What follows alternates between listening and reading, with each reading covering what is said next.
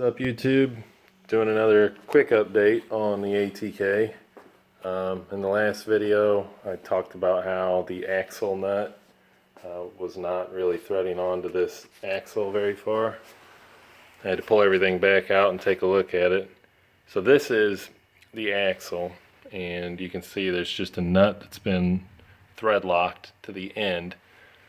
So how it's designed is you just run this all the way through until it hits the dropout. And that's it. Then you thread this guy on. And you can see it's about twice as thick. So there's a lot of threads in there. And I was only going about 2 threads in before it would stop. So you could see like almost all the way in there. And my first thought was to back this guy off a few turns. But as you can see, there's not really much to back off. It's basically flush with that shaft, so what am I really going to recover? 1 or 2 turns. So I pulled the wheel back out to investigate because I asked some guys on the ATK board on Facebook for pictures of their hubs and their axle nut, and I noticed that one of the bearings that was in this hub was sticking out further than the other side. Not by much. Let's see. So here's one of the bearings that's installed on this aluminum collar. So this is just a spacer with a little sleeve that runs all the way through the inside of it. There we go. So this runs all the way through the inside of this bearing. And it doesn't matter if you assemble it like this and then press it in, or if you just press in the bearing and then press this in. But either way, this bearing goes into this bore and hits that lip and should be flush. That's how they almost always fit. And on one side, this was sticking out just a couple millimeter.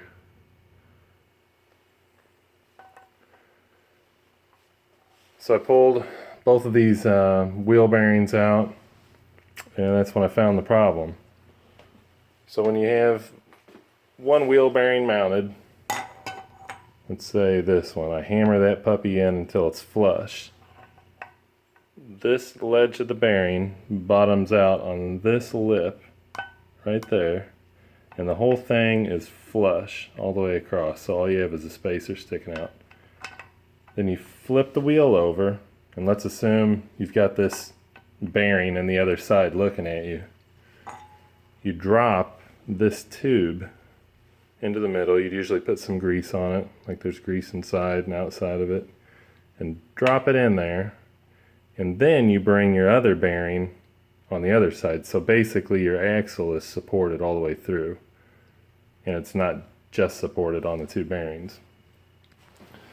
So something I noticed with this little axle spacer, so here's the other side that I pulled out. You can see I've got my bearing puller already installed in it.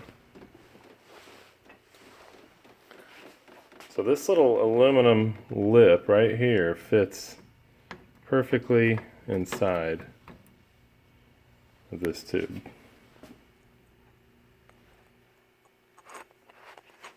Trying to do this one-handed. So it looks, there you go, like that. So it basically, the tube hits the edge of the bearing. And I'm guessing this tube is very exact to where you've got a bearing flush in there to that lip. You put the tube in, the other bearing goes flush to the lip, and it should all fit perfect. And then your spacers, if you put those in afterwards, will fit right inside of there. Well, on this side, let's put it in this way. You can see that aluminum spacer is a little boogered up right here. So when somebody dropped this tube in, they dropped it in like that. And that does not work. And you can see exactly the way that thing was sitting in there based upon this damage. was almost exactly like that. So then, luckily there's enough play in this tube for your axle. I mean, when you put the axle in there, it's got all kinds of room. You can see there's quite a difference there in thickness. So somebody ran this thing in and was probably scraping this side, and they were able to make it work. But when they went to put their other bearing in, because it goes flush, it probably would have done like that. And that's why this whole thing would have been so wide, why I had a bearing hanging out, and why I lost so many turns on that nut. So the good thing is, I don't have to cut this thing down, because that's what I first thought of. All I have to do is clean up this little aluminum collar, because it's so boogered up right now it won't even fit over.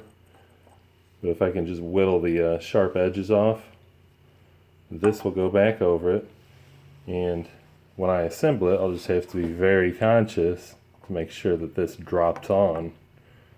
Which honestly, you should notice if you can't get the bearing flush. You know, whoever put these bearings in, they should have known they had a problem when suddenly one bearing wasn't going flush. You know, you pay attention to how stuff comes out, compare your parts to make sure you're using the right bearings, and it should all go back together just like a puzzle. But for whatever reason, they either didn't notice or didn't care and figured to hell with it. They just threw the axle in and got a couple turns. And I don't know how long it's been like this. The grease looks ancient, but the bearings spin surprisingly well. So I'll be able to reuse everything. That's a good thing. It's not going to cost any money. The only other thing I've been doing is I spent 4 hours with the Harbor Freight drill press and cross-drilled this puppy. And that's exactly how I wanted that disc to look. It just looked so boring as a solid disc. So I sat down and drew a bunch of lines very, very carefully, and sat down with the drill press and ran pilots in them. And then, as you can see, I had to go back in and put a little bevel, because if you just drill a hole, you're almost always guaranteed to get little cracks forming. If you bevel the edges, it'll greatly reduce that chance, although it won't surprise me if this starts to crack. But I didn't really care. This is what I wanted, and I was going to try it. So, oh, and the best part is, I have that little spacer in there for my sprockets. So now this thing is as tight as can be. No play in the shaft. So things are moving along, and I'm looking forward to getting the wheel back on there for good. Peace.